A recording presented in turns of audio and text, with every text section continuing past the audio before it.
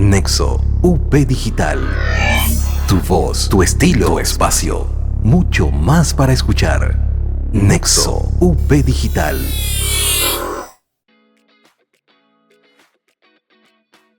Al doctor Akira Rodríguez Komatsu, médico residente del último año de anestesiología en el complejo hospitalario Arnulfo Arias Madrid.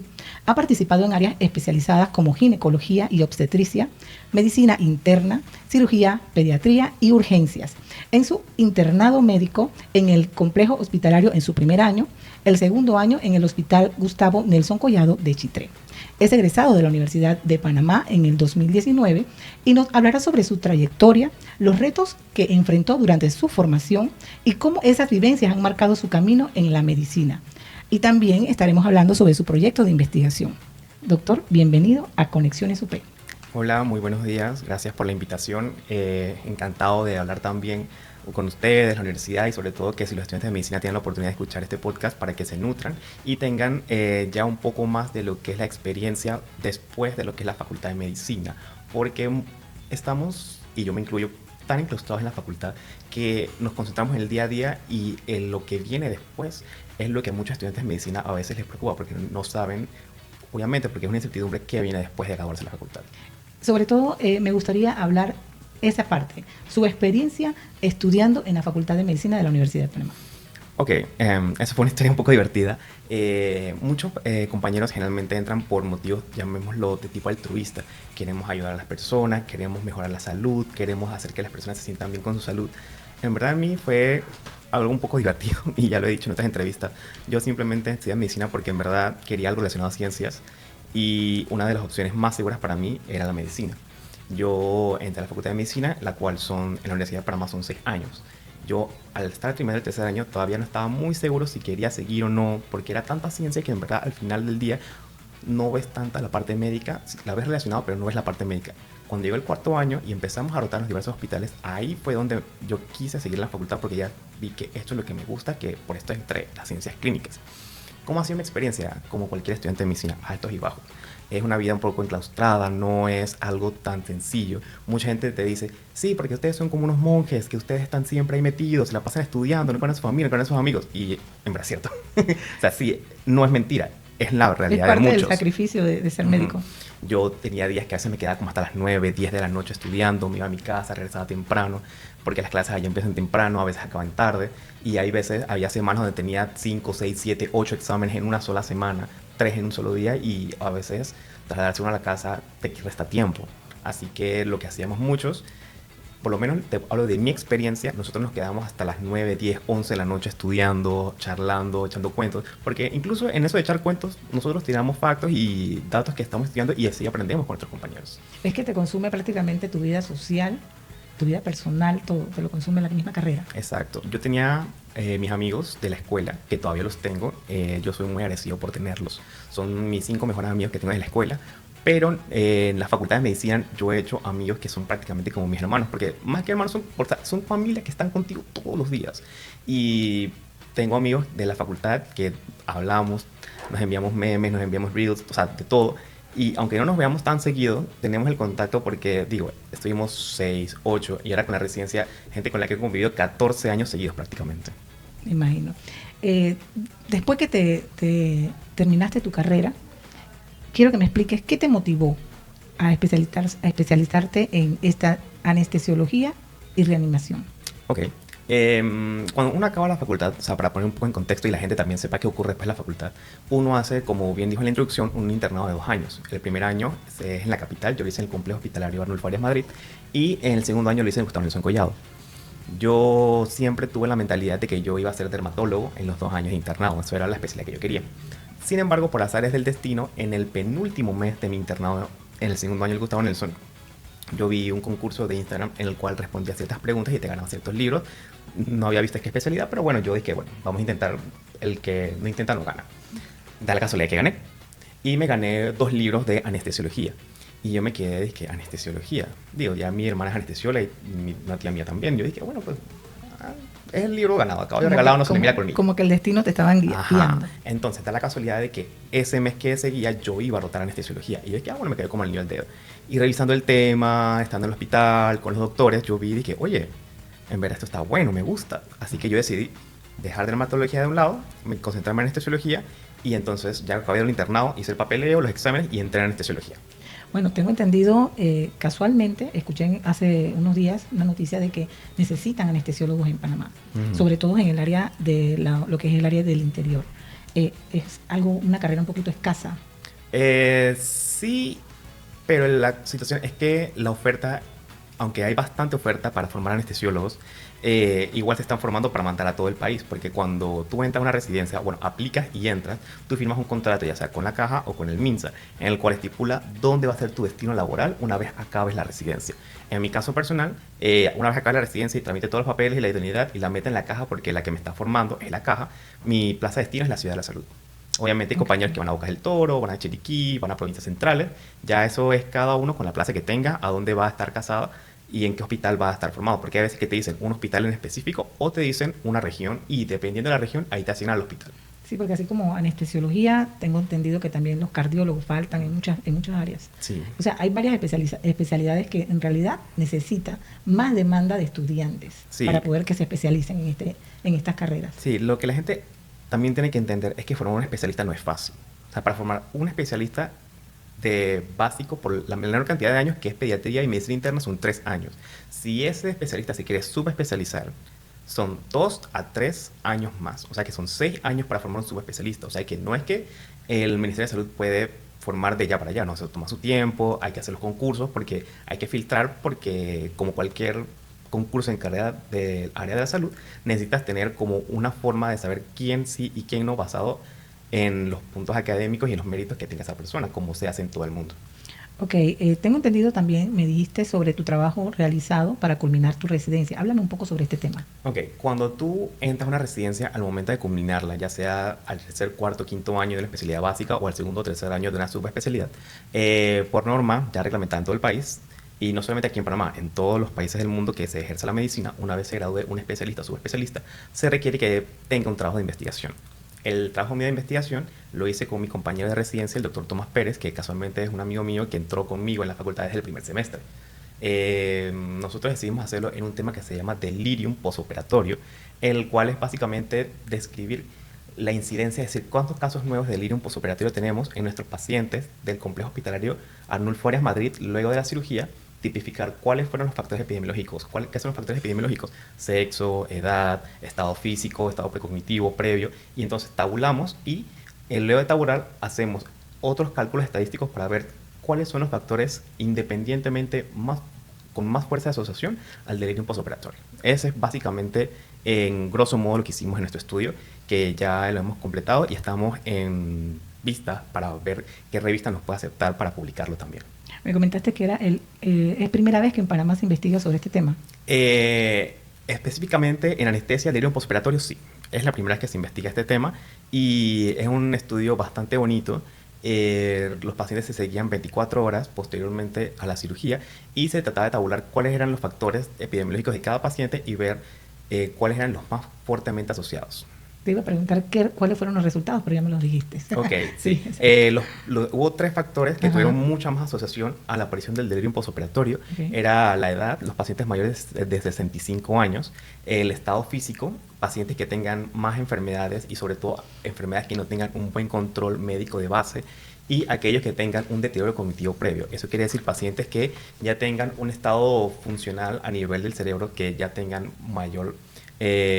por ejemplo, por ejemplo, para que entiendan, pacientes que tengan más olvidos en cuestiones del día a día, que necesitan ayuda para realizar sus actividades de la vida diaria, enfermedades neurológicas, que los pacientes ya con eso estén condicionados a tener un cerebro un poco más frágil, que no tolere tan bien la cirugía. Porque los pacientes que tengan delirio postoperatorio, y se estudia en todo el mundo, aumentan lo que son los costos, la estancia hospitalaria, complicaciones de la cirugía, y todo eso a la larga en verdad hace que el paciente no se recupere bien de la cirugía, tarde más, y obviamente esos son costos que en verdad son prevenibles. Ok. Muchas personas piensan que un anestesiólogo solamente duerme a las personas y ya. ¿Cuál es la función realmente que ustedes realizan ante la cirugía? Ok, el anestesiólogo yo lo veo, como me lo han enseñado y como lo he visto en estos 4 años de residencia, como un maestro de orquesta. El cirujano, la enfermera, el paciente, los instrumentistas, el circulador, todos somos una orquesta. El anestesiólogo es el maestro de orquesta. Él Cuando el paciente entra, tiene que ya hacer con un visto bueno del anestesiólogo de que ese paciente puede entrar. Una vez entra el paciente, nadie toca a ese paciente hasta que el anestesiólogo coloque la anestesia que él determine, ya sea una anestesia general, la que las personas comúnmente conocen como dormirlo completamente, una anestesia neuroaxial, que generalmente es de un punto intermedio del cuerpo hacia abajo, o regional, en el cual solamente se puede dormir una pierna o un brazo, o simplemente sedarlo. Independientemente de la anestesia, una vez ya esté colocada o ya esté andando, ahí posteriormente es cuando el cirujano incide junto con el equipo quirúrgico y en el transoperatorio, es decir, durante la cirugía tenemos que estar en constante comunicación con el cirujano, saber cómo va la cirugía, en qué punto va la cirugía, si hay alguna complicación, si nosotros estamos viendo en nuestro monitor qué está ocurriendo, porque anestesiología es algo que me encanta porque es una especialidad completamente objetiva. El paciente que está bajo anestesia general o bajo sedación, básicamente tiene que ver el monitor, que son presión arterial, frecuencia cardíaca, electrocardiograma, oximetría de pulso, capnografía, monitorización neurológica, y todo eso es algo completamente objetivo que en todos los países se hace, y cuando hay algún cambio de lo que lleva a la cirugía, un cambio muy abrupto o una tendencia que va ocurriendo, nosotros le avisamos al cirujano para que sepa, oye, está ocurriendo esto, está pasando algo, tienes problemas en la cirugía, necesitas algo que yo pueda hacer para mejorar y poder completar la cirugía, porque nosotros somos eso, nosotros somos una especialidad de cuidado, nosotros somos cuidadores del paciente antes, durante y después de la cirugía para que salga lo más óptimo, porque nosotros lo que queremos es que así como entró, salga, y que salga con el menor dolor posible, y obviamente con nuestro estudio que realizamos, que salga con las menores complicaciones neurológicas que podamos nosotros prevenir y manejar durante el acto quirúrgico. Por eso ustedes hacen la evaluación antes de la operación sobre su peso, su todo, para poder que entonces no haya ningún tipo de complicaciones. Exacto, generalmente nosotros lo vemos de 1, 2, 3 días antes. Si el paciente ya está hospitalizado y es una cirugía un poco compleja o con bastantes enfermedades, a veces incluso nos piden con 1 o 2 semanas antes para tratar de optimizar y corregir lo que se pueda corregir, o si necesita alguna evaluación extra que el cirujano no haya considerado, porque obviamente no es su área. El cirujano opera, el anestesiólogo anestesia. ¿Qué tipo de anestesia utilizan en la cirugía? Bueno, como ya dije, hay bastantes. Está la primera, la que usualmente la gente siempre dice va a dormir, que es la anestesia general. En verdad, no es que el paciente duerme. Nosotros con la anestesia general, como un switch imaginario, le apagamos el cerebro para que tolere la cirugía. Está la famosa raquida epidural, que muchas de las embarazadas comentan que es la apoyadita en la espalda para generalmente las cesáreas, pero no solamente es para cesáreas, para muchas cirugías, para cirugía de ortopedia, cirugía de hernia. Para ortopedia tenemos mucho lo que son las cirugías de reemplazo por fracturas, reemplazo de rodilla, reemplazo de cadera, reemplazo de hombro. Ahí nosotros hacemos anestesia regional, en la cual dormimos generalmente solamente el miembro. Y podemos tener también las sedaciones, que es la que más comúnmente uno hace para endoscopías o colonoscopías. ¿Y qué recomiendas a estas personas que le tienen pavor a la anestesia? Es algo muy común porque obviamente, si tú ves mucho las series de médicos, siempre está el que diagnostica todo y maneja todo como Dr. House, o el cirujano que opera todo y lo que llega a urgencia le mete cuchillo y va sacando órganos, tripa, lo que sea. Pero anestesiología ahora es que está cogiendo como ese auge y esa fuerza que la gente le está viendo.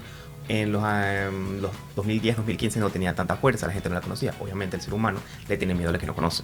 Por eso nosotros nos forman mucho en hablar con los pacientes antes y durante cuando están dentro del quirófano, antes de anestesiarlos. Hablar con ellos, responder sus dudas, porque se ha estudiado que cuando el anestesiólogo el día o 2 días antes ve y habla con la persona, le explica cómo es la anestesia, qué es lo que se va a hacer, cuáles son las complicaciones, porque eso es algo que por ley tú tienes que hacer como médico. El paciente tiene el derecho de saber lo que se le va a hacer y tú tienes el deber de explicarle hasta que él se sienta satisfecho. Obviamente no tienes que explicárselo en términos tan técnicos como le estás dando un colega, pero sí en una forma en la que él entienda de que la anestesia segura es necesaria para que se opere y que nosotros vamos a estar todo el tiempo ahí. Nosotros no es que vamos a anestesiar al paciente y nos vamos. No, nosotros estamos ahí pegados a la cabeza del paciente durante todo lo que tenga que ver la cirugía. En tu especialidad, ¿qué significa reanimación? A ver si me explicas un poquito. Ok, reanimación es básicamente el momento donde hay alguna complicación durante o después de la cirugía, manejarlo para llevarlo al estado normal antes de ocurrir ese evento. Si hay una hemorragia, colocarle sangre, plasma, plaquetas. Si está con una sepsis, que es básicamente una infección grave por una inflamación generalizada, colocarle antibióticos, vasopresores, colocar líquidos a los pacientes que están deshidratados, que vienen de cirugía de urgencia. Básicamente eso es reanimación, es optimización de una manera aguda a un paciente que va a ser ingresado a una cirugía. Generalmente estas cirugías son de tipo no electivo, es decir, son unas urgencias, y obviamente no es el paciente que viene compensado de su casa, tranquilo, son pacientes de la calle que pueden venir en cualquier estado. Ustedes tienen un papel muy importante en cada cirugía. ya sea mínima o sea muy grande o muy importante. En este tipo de cirugías, ¿en qué avance tiene la modernización tecnológica lo que es la anestesiología? Ok, últimamente ya en varios hospitales institucionales y obviamente en los privados ya tenemos un dispositivo que mide la presión arterial, que mide la profundidad anestésica, que es básicamente qué tanta anestesia nosotros estamos dando para el paciente tolere la cirugía. Es decir, nosotros tenemos un monitor que nos dice si nos estamos pasando o estamos cortos de anestesia. Tenemos para medir también cómo está la nocicepción. Es un término que nosotros utilizamos porque el dolor es una sensación consciente. El paciente anestesiado no está consciente. Nosotros usamos el término nocicepción para entonces entender que las fibras de dolor están activas y nos estamos quedando cortos en lo que es la cobertura del dolor para al final de la cirugía. Nosotros tenemos monitores para todo eso. Los medicamentos de anestesia ahora son mucho más seguros que hace 20 o 30 años y somos una especialidad que constantemente va sacando información nueva para el cuidado de los pacientes en diversas áreas de las diversas cirugías que el anestesiólogo forma parte. ¿Cómo ves a Panamá en lo que es en comparación a otros países en anestesiología y reanimación? Déjame decirte que en cuanto a la tecnología, Panamá es top. Yo he conversado con anestesiólogos en congresos de algunos países como Perú, en Centroamérica, Ecuador, Bolivia, y déjame decirte que nuestro nivel académico es muy bueno. O sea, la formación de residente de anestesiología aquí en Panamá es muy buena y tenemos a disposición bastante tecnología, que incluso es tecnología que salió el año pasado, hace unos meses, y ya si está disponible acá, la están trayendo. Eso es algo que la gente tiene que entender, que aquí en Panamá formarse como anestesiólogo, en verdad tienes acceso a bastante tecnología, bastantes medicamentos y obviamente cuando tienes la oportunidad de hacer una extranjería, tú comparas cómo está la medicina en tu país con los otros países y obviamente no lo vas a hacer en todas las ramas, tú lo haces en tu rama porque obviamente es lo que tú sabes y lo que conoces y lo que dominas y manejas. ¿Qué te gustaría que todas las personas entendieran sobre esta profesión? Que no tengan miedo. Obviamente es algo normal, la gente no le tiene miedo a la cirugía porque el cirujano les explica que le van a quitar la vesícula o le van a quitar parte del cerebro o que le van a operar el brazo o le van a operar la cadera. Ellos lo entienden porque es algo que ellos se pueden ver. La anestesia es algo que tú no puedes tocar, que tú no puedes ver. Es algo que es un concepto abstracto para el que no lo maneja. Y obviamente cuando un concepto ya no es tangible, sino más que todo como algo abstracto o algo inmanente, la gente tiende a tenerle miedo porque es algo que nunca han conocido o nunca han visto si no los han operado antes. Obviamente esos pacientes, dennos la confianza, no tengan miedo, nosotros les vamos a explicar cuántas veces sea necesario para que estén tranquilos y no estén estresados, porque un paciente que entra estresado, con miedo, agitado, haciendo operaciones, cuando se despierta va a ser un caos porque así como el paciente entra en la cirugía, pueden salir también o incluso a veces peor porque nuestros medicamentos trabajan a nivel del sistema nervioso central, o sea, eso modifica y cambia toda la química cerebral. Sí, porque mira que en una vuelta que yo fui operada, me dijeron, no, te vamos a poner la raquidia. Uh-huh. Yo dije que no, porque por lo menos el paciente tiene opción a elegir. Uh-huh. Yo dije que no porque a mí se me baja la presión. Okay. De repente la impresión de algo. Y en el momento tenía miedo de que se me bajara la presión oyendo todo lo que me estaban haciendo, no vaya a ser que se me bajara la presión. Y creo que eso puede pasar. Sí, generalmente cuando te colocan la raquidia, eso puede que baje un poco la presión. O sea, no es que va a bajar abruptamente y te va a desmayar. Si tiendes a sufrir de la presión baja, podría sí bajarse un poco más. Así que bueno, el anestesiólogo puede tomar en consideración y que bueno, si ya me estás diciendo eso y para que el paciente esté tranquilo, porque digo, al final el paciente es el que decide por ley. Uh-huh. Eso de que no, y el médico soy yo, eso ya no aplica. No, yo sí le dije, duérmame toda. Así que me imagino que... Así que obviamente, sí. Ahora, obviamente hay pacientes y hay pacientes. Hay pacientes que los pueden anestesiar completo, hay otros que se benefician de una raquidia, hay otros que se benefician de otro tipo de anestesia. Eso es el arte del anestesiólogo, de saber hablar, dialogar para llegar a un punto en común, porque lo que yo quiero como anestesiólogo es cuidarte y que tú salgas como entraste. O sea, a mí de qué me sirve que tú entres y yo te saque 2/3 de lo que tú entraste. Eso sí, es una mala anestesia. La tranquilidad del paciente en la sala debe ser óptima. Sí, exacto. Y obviamente tú hablas, tú dialogas, le explicas, y si el paciente, incluso si no quiere la anestesia que tú propusiste y quiere otra, bueno, ahí podemos llegar a un punto intermedio en el que sea un 50-50, win-win, que tú y yo ganemos. Ok. Por lo menos ya con tu experiencia, ¿qué consejo le puedes dar a los estudiantes que están estudiando medicina en la Universidad de Panamá? Ok, disfruten la facultad, disfrútenla, créanme que yo acabando la residencia, yo daría por regresar a la facultad porque era un área segura. Tú sabías que en la facultad tú ibas a tus clases, ibas a tu casa a estudiar y el ciclo se repetía, salías con tus amigos cuando se podía y ya pues. Ahora ya en el internado y ahora en la residencia, ya uno de funcionario, obviamente tienes más responsabilidades, más cuidados, los pacientes son tuyos. Así que yo digo, disfruten su facultad. Obviamente están en la facultad y están estresados, el examen, la prueba, la rotación. Tranquilo, una vez haces eso ya el examen, una vez ya lo haces, tranquilo, ya se hizo y el nervio se te baja. Obviamente no puedo poner mi realidad a la realidad de otros estudiantes. Yo sé que hay gente que vive lejos, vive en Darién, vive muy al norte, vive en Colón, vive en Torrera, Capira. Y obviamente eso estresa porque además de la facultad tienen el estrés de llegar temprano a la casa y temprano sabrá Dios para ellos qué hora es. Así que yo les digo que cojan las cosas con la mayor calma posible. Disfruten el presente porque cuando tú ya vas avanzando de etapa y tú te miras para atrás, tú te quedas y que, Dios mío, la vida era tan fácil. Y ya me falta poco para terminar, hoy voy por la mitad. Porque es en todas las carreras que sucede, es en todas, porque cuando van por el tercer año se miran para atrás y que, no, me falta todavía. Y lo más bonito es cuando tú terminas la facultad de medicina con tus amigos y siguen el interno de residencia y miras para atrás, tú ves que todas las conexiones, todas las relaciones, todas las amistades que yo he hecho, todas las subidas y las bajadas, y tú ya agradeces cada momento que tuviste en la facultad, porque cada momento es un tesoro, cada risa, cada llanto, cada lágrima, cada todo, es algo que te va formando como persona y eso es lo que te va a dar la garantía de que como profesional vas a hacer el mejor trabajo para cuidar la salud panameña. Son momentos bonitos que le quedan al estudiante, que es lo bueno. Y cuando te reúnes con tus compañeros, ya el momento que tú lloraste se convierte ya luego en el momento de risa. Obviamente el momento que está la cosa caliente, obviamente no te vas a reír. Pero créanme, 2 o 3 meses después, uno se va a reír de esas y se va a quedar de que, ¿por qué yo estoy estresado por eso? Y ya te acostumbras a lo que es por lo menos cuando estás de residente, ya te acostumbras al mismo ritmo. Y cuando llegas a ser médico ya de planta, me imagino que de tiempo completo, ya tienes una formación, ya tienes un ritmo de vida diferente. Sí, lo que he conversado con los funcionarios, que ya los funcionarios son la siguiente etapa de la residencia una vez acabado. Las funciones que me han comentado es muy variable, obviamente va a depender de cada persona, si tienes hijos, si estás casado, obviamente si quieres algo más.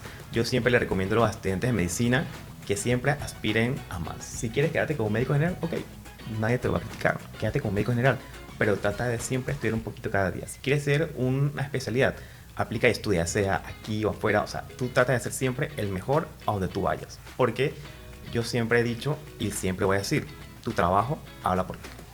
Exactamente. Bueno, y con esto llegamos al final del episodio de hoy.